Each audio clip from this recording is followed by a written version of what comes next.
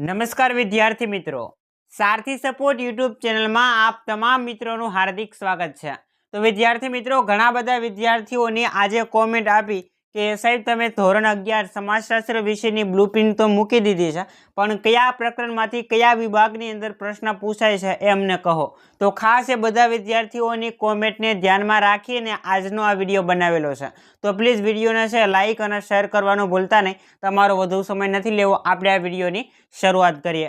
સંપૂર્ણ PDF file તમારે download કરવી હોય તો ડિસ્ક્રિપ્શનની અંદર આપણી ટેલિગ્રામ ચેનલની લિંક તમને આપી છે, ત્યાંથી સંપૂર્ણ આ પીડીએફ ફાઇલને તમે મેળવી શકો છો। ઓકે, વધારે સમય ના લેતા વિડીયોની શરૂઆત કરીએ। ધોરણ 11 સમાજશાસ્ત્ર પ્રથમ પરીક્ષાની બ્લુપ્રિન્ટ, તો એની અંદર તમને 4 પ્રકરણ સુધી છે પહેલી પરીક્ષાની અંદર પૂછાવાનું છે। પહેલું પ્રકરણ, બીજું, ત્રીજું અને ચોથું, આ 4 પ્રકરણ પ્રથમ પરીક્ષાની અંદર પૂછાશે, જેની અંદર પહેલું અને બીજું પ્રકરણ 12 ગુણનું પૂછાય છે અને ત્રીજું અને ચોથું પ્રકરણ 13 ગુણનું પૂછાય છે।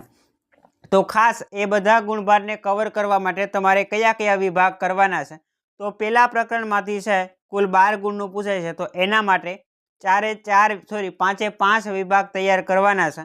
વિભાગ એ, બી, સી, ડી અને ઈ, બધા વિભાગની અંદર એક એક પ્રશ્ન છે તમને જોવા મળવાનો છે। ઓકે, તો ખાસ વિદ્યાર્થી મિત્રો, 12 ગુણને તમારે કવર કરવા માટે 5 વિભાગને તૈયાર કરવાના છે અને પાસ થવા માટે છે તમે કોઈ પણ 2 પ્રકરણ છે તૈયાર કરીને પાસ પણ થઈ શકો છો। 13 ગુણના તમે કરી નાખો આ 2 પ્રકરણ તોય પાસ થઈ જાઓ, અને 12 ગુણના 2 પ્રકરણ તૈયાર કરી નાખો તોય પાસ થઈ જાઓ। ઓકે, તો તમને અનુકૂળ આવે એ રીતે તમે તૈયારી કરી શકો।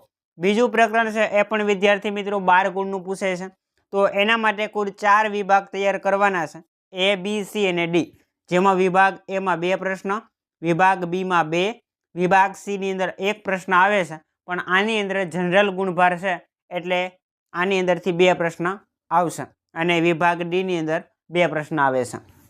ત્યાર પછી વિદ્યાર્થી મિત્રો પ્રકરણ નંબર 3, એની અંદરથી વિભાગ એમાં 1 પ્રશ્ન, વિભાગ બીમાં 1, વિભાગ સીમાં 3 અને વિભાગ ઈમાં 1 પ્રશ્ન આવે છે, પણ અથવા તરીકે ગયા વર્ષની અંદર પૂછવામાં આવતો હતો આ પ્રકરણમાંથી, એટલે જનરલ ગુણભાર સાથે છે તમને આમાંથી વિભાગ ઈમાં પણ 2 પ્રશ્ન જોવા મળશે। એના પછી વિદ્યાર્થી મિત્રો ચોથું પ્રકરણ છે, એમાં વિભાગ એમાં 1 પ્રશ્ન, વિભાગ બીમાં 1, વિભાગ ડીમાં 2 પ્રશ્ન અને વિભાગ ઈમાં 1 પ્રશ્ન તમને જોવા મળશે। વિભાગ ડી ની અંદર છે ટોટલ 3 પ્રશ્ન જોવા મળશે, કારણ કે જનરલ ગુણભાર સાથે છે એટલા માટે। ઓકે, તો વિદ્યાર્થી મિત્રો આ રીતની કંઈક બ્લુપ્રિન્ટ છે ધોરણ 11 સમાજશાસ્ત્ર વિષયની। આશા રાખીશ કે આજનો વિડીયો પસંદ આવ્યો હશે। વિડીયો પસંદ આવ્યો હોય તો લાઇક કરો, શેર કરો, અને ચેનલ પર નવા આવ્યા હો તો સબસ્ક્રાઈબ કરવાનું ભૂલતા નહીં। મળીએ દોસ્તો આવા જ નવા વિડીયો સાથે। જય હિન્દ, જય ભારત।